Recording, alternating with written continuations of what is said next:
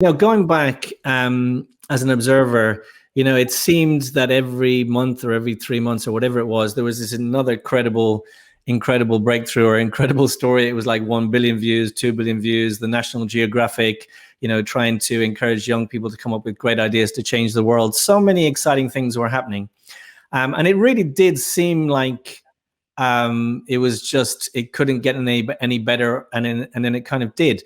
So tell me a little bit about, because I'm guessing it wasn't all super easy on the inside going through all that.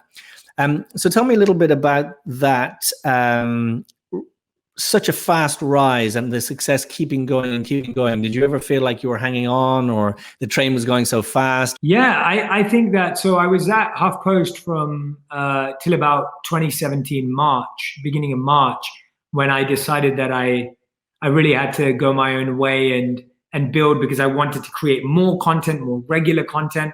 It wasn't just about going live every day for me. I wanted to build different types of content. I wanted that freedom. And at the same time, I put myself in a position where I was 4 months away from being broke, and by leaving, by parting ways and seeing that there was a different direction here. And it was almost like, I had to be open and honest with myself that I wanted to do more and create more and have more freedom. And that came at the cost of my visa was going to get canceled after 30 days and I would have to move back to London.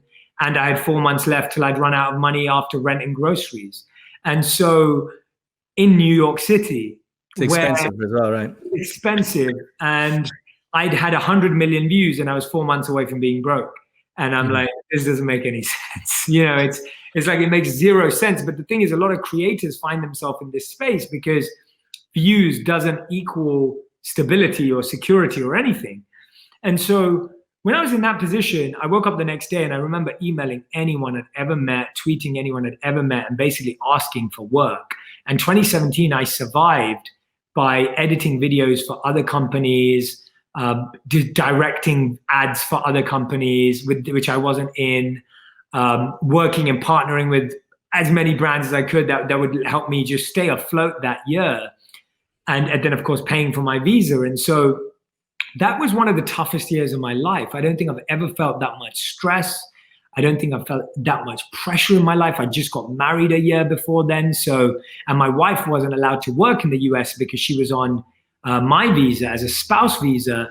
And so it's not like she could work and support as well. And so that was part of the challenge. And so we were just in this like really tough state. We lived in a tiny 500 square foot apartment in New York.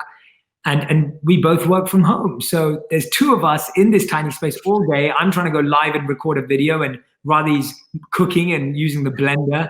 And people are like, Jay, is that a blender in the background? Like, can you turn that off? We're trying to meditate with you. And so, just all of that kind of like really feeling like I was in a pressure cooker in 2017.